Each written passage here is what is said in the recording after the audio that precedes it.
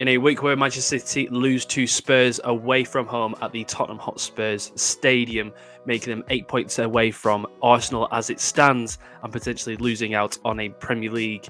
The allegations that are coming out through the Premier League mean that they could lose even further in the Premier League titles. I am joined by Cal, obviously, from the Countdown Talks Nonsense podcast. And this is all alleged, this is all sort of speculative, and we've just been trying to figure out what the sort of legalities and the money side of it, and it all seems very nervous just talking about it online, to be honest with you. I'm not sure about you. We could talk about the allegations, what punishments City have got potentially through this, ranging from just a little fine to expulsion from the leagues, essentially. So I am, of course, joined by Cal. How are we doing? Not so bad, mate. Yourself? You good? Yeah, I'm not bad. I've just been reading up on all this, and it's just a lot of long words that I'm not too familiar with. Something I'm not really too sure how to speak on this channel, to be honest with you. But I just thought it's to do with football. It's a big story. Everyone's talking about it, and I just thought I'd put my 2 pence in if that's worth it to anybody out there listening. So first of all, we'll speak about the alleged 100 breaches that Manchester City have from the Premier League. The first one being Manchester City charged by the Premier League assisting PL investigations, alleged 30 alleged numbers of breaches from the Premier League rules. That's pretty simple. Profitability and sustainability, 25 alleged numbers of breaches. I'm saying it's completely wrong. 50 in terms of accuracy on financial information. That's probably the Mancini things and all the contracts. And 8, this one is 8 manager remuneration. I think that's the word. I'm not really... That in itself, I'm not really sure the word of. When this came out, we'll go through the whole story. When this came out, what was your initial thought as obviously a Liverpool fan? This could have a massive ripple effect. Yeah, I think a massive ripple effect is fair. I think the one thing that really struck as soon as I'd read it for the first time in the morning when it broke, it was the whole act of it's surprising and everybody's thinking, "Whoa, what's happened here? This is no surprise. This shouldn't be a surprise to anybody who reads it." 2 years ago, they just about got away with it by the skin of their teeth. I think that was more involved with the European football when they got banned for the Champions League for 5 minutes, didn't they? And Yeah. so they've been flirting with this for a very long time, and I think. I don't really want to bring it back to Liverpool because this is their mess and something that they've really got to try and dig themselves out of now. But I think if I was to go to Liverpool, it does make me think about everything that's been going on with the club, with how poor things have been on the pitch at the minute. We talk about new owners. Be careful what it actually is you're wishing for. I think obviously we want new investment and things like this, but this is what can happen and this is what is happening. To a number of clubs, and there's a couple of clubs that I don't even have to name that have been lucky to get a new ownership model in charge in recent years or recent months. And this just shows what could potentially be going on behind the scenes, that even members of the football team and the coaching staff don't have a clue about. And that's the scary reality of the situation. And so it is food for thought, isn't it, for Liverpool fans thinking about this new ownership. And Man United fans, they're up for sale, and Everton. Be careful what you wish for, because things like this all come part and parcel with the type of owners that we all secretly do dream of having behind us. Yeah, I think the ripple effect is huge on this. Obviously, not just in terms of Manchester United or Liverpool, who could have won Premier Leagues in that time, because obviously the inflation in money coming into the club and the deflation of money spending going out of the club ranges from 2008, 9, or 9, 10 till 2018. So there's 3 titles in that, but there's also the likes of teams not getting to the Champions League. There's also teams being affected getting relegated, and the what we need to find out and what we need to regulate is the distances between the haves and the have-nots. The core in football and the passion in football is what we all come back to. And if Manchester City are believed to have been at an advantage compared to other teams, it makes football it makes Manchester City redundant in this time. I think that the ability for underdogs to win makes it even further now. Look at Leicester; that was the only time in the last few seasons that something like that could happen. And if Manchester City are at an advantage, as it is alleged, then they're cheating the system. And I think that obviously money talks, isn't it? At the end of the day, not just in football, but in general life as well. And I think that if Manchester City obviously aren't showing their integrity in this sport, then obviously this investigation needs to show that the punishment needs to be either how many. If there's 10, then it needs to be 10 times less than if there was 100 breaches. But it won't surprise me if we see there's just a little fine from Manchester City. To be honest with you, I'm just surprised that the Premier League has gone on to even do this in the first place. There's no, again, like you said, there's no surprise in Manchester City even flirting with these allegations. But this sort of leads us on to the sort of differences between the Premier League and other clubs and other teams. So what do you think this means between the Premier League and other leagues like La Liga or the Serie A, for instance?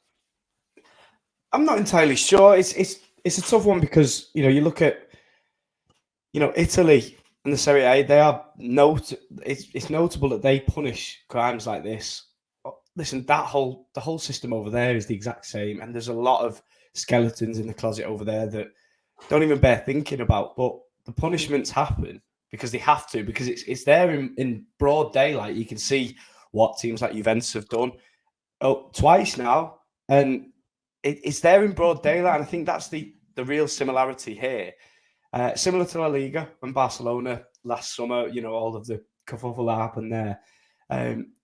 There is action afterwards because they have to, because it's there in the public eye and everybody there can see what has happened, what's gone wrong, the rules that have been broken. And I read something interesting, I think it was on the Times or the Telegraph, I can't remember, about this, that if 50% of these allegations are proven true, they're out of the league. And there's no way around that. If half of these allegations, I think there's 100 in total, just over 100, if half of them are proven, there's no way for them to be they don't qualify for the Premier League. And I think we were just talking off air just before about the statement about the EFL. They have no reason to or not to invite Manchester City into any of the Championship, League One or League Two. So you could find Manchester City in the National League if they'll have them. But it's all crazy. But I think to go back to the question regarding other leagues, you have seen at least something from the other leagues. Manchester City have got away with this far too long. Don't get me wrong, I think there's a lot of teams in England that are pushing it. Of course they are. And they have the ways around it and the ways of, bending the rules, not breaking them. But it looks to me at the minute as Manchester City have broken the rules. And the Premier League are investigating that currently. We await answers. Manchester City have just employed the lawyer who worked with Boris Johnson during Partygate. In a situation where he had literal video evidence against him. And he made that last a while. So they're going to get the best of the best. Of course they are, to fight their corner because they know they're in serious trouble. I went out for dinner with my missus just before, and there was a Manchester City fan obnoxiously talking about 20 yards away, talking to his friends in the restaurant that we was at. And he was talking, and he seemed genuinely terrified about the next few weeks, because it is, when you think about those allegations, you think the list, will probably come on to it, the list of things that could happen to Manchester City from this is endless, and rightly it should be. It's very hard to find a corner to fight their corner here, but the list is crazy stuff when you think about one of the biggest teams in England. Obviously, you'll get Manchester City fans of new that, rightly so, we don't really care about because they've just seen the best team and they've gone to follow them. But obviously, previous to that, they're in League One, they're in the Championship for a while. And I think that, in a weird way, you feel sorry for the ones that were previous of all this money. Do you feel any empathy for them? No, not at all. Not even in a rival way. Listen, you've seen it with. Well, I've seen it definitely with our fans now. Shamelessly all over the place, screaming for investors from the Middle East. They all know what they got. They know exactly what they got. They've got what they wanted, and this is the repercussion of it. And this isn't me on an FSG trail. Trust me on that. Yeah. But for me, I couldn't sit here and say no. I feel really sorry for them because as soon as it happened, they had the best days of their lives. Yeah, and true. In the meantime, they've stopped me from having a lot of good ones as well. So I have absolutely zero sympathy for any of them. The only thing I wouldn't want to happen is for the club to be liquidated. I'd never wish that on anybody. But I don't think they will face some repercussions. Yeah, of course. I have no qualms whatsoever. You knew what you was getting into. You've enjoyed the highs. It's time for you to sit through the lows. Simple as. Again, get back to 2000 days. And I think that's it's so funny because the competition of Manchester, and obviously the Manchester City have won so many titles, not just in the last 3 years, but before that. And it's a weird sadistic hope that you're praying for from every other fan other than Manchester City. It's a horrible thing to say. I just thought I'd ask, do you feel sorry for him? But if you don't, it's absolutely fine. I do not. Quite frankly, I don't either, to be fair, because I don't get the times that they've had, and they've ultimately, allegedly, cheated over it. So I think that we'll speak about the how messy this could get, to be honest with you. They could owe a lot of teams a lot of money, like I say, for Champions League places, for Premier League spots, for places in the league, etc. So these are the list of punishments, and we'll just go one by one if you think they will or will not happen. So what punishments can the independent commission impose on a club? And to be honest with you, I'll just go back on that. I'm glad it's an independent committee and not just just Man City owners or just the Premier League, to be honest with you. So suspend a club from playing Premier League matches. Sorry, suspend a club from playing league matches. Do you think that will happen? See, I think that's the problem. I can't see many of these things happening, but they could. I have no idea. This is unprecedented. None of us have ever seen a case like this before. I have no idea, but potentially. We'll just go through. I'll just read them through, to be honest with you, because it could be here for a while. And this will be obviously the last point that we speak about. Points deduction. I think that recommend to the board that the league matches be replayed. Doubtful, that one, isn't it? Recommend to the Liverpool Chelsea one from 13-14. Imagine that. Oh my. Get Gerrard some big studs. Just redo the Q. Yeah, because at that point, who do you like? Do you have to go back to? You have to wheel them out now, wouldn't you? The QPR game from 10 years ago. The QPR game from 10 years ago. You got Joe Barton sent to me. Paddy Kenny's about 40 stone. God. Recommend to the board that the league expels the respondent club. That's a very that's a damning one, isn't it? Order compensation, which is quite frankly the weakest one. Cancel or refuse registration of players. Conditional punishment. Order the club to pay costs, and that could get horrendously messy because every club could have an argument against him. Make such that order as it see fits. Oh, that one, that last one's just basically like, yeah, we'll do what we want. We'll stick the knife in and then we'll twist it. That's pretty much. To be honest with you, I think it'll just be a case of points deduction this season, a bit like what Juventus did. They got 15 points, I believe, but this is over 10 years, so it could be even more so. And how long this legality or this legal case goes on for determines whether it's this season or next season.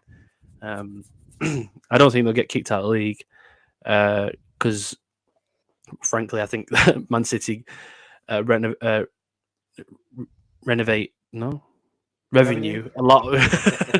They're not building. Well, they could be building a new house soon if they revenue a lot of money for the Premier League, and quite frankly, money talks, isn't it? Any final thoughts on this?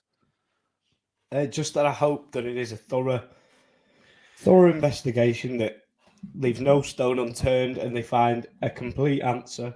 Exactly what they see is what they punish, and I hope it's fair. Represents clubs that have suffered from this, because there's a lot of them, and just that justice is done on this occasion, because it is an important landmark with all of these state ownerships that are coming into football. It's important to show them and lay down a benchmark. This is what we are. We are the Premier League.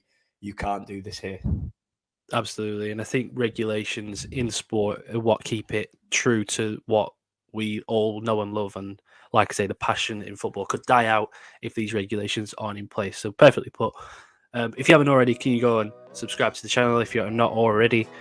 Comment below what your thoughts on the Manchester City gate. I suppose that's what we'll call it now. Like if obviously you like the video. I'm sure Manchester City fans won't be watching this one.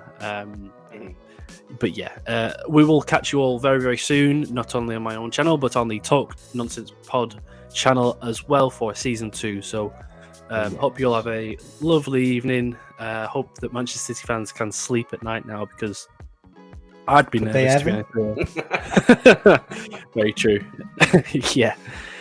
A lot of regretful days in maybe the Champions League, to be honest with you. Little side dig there.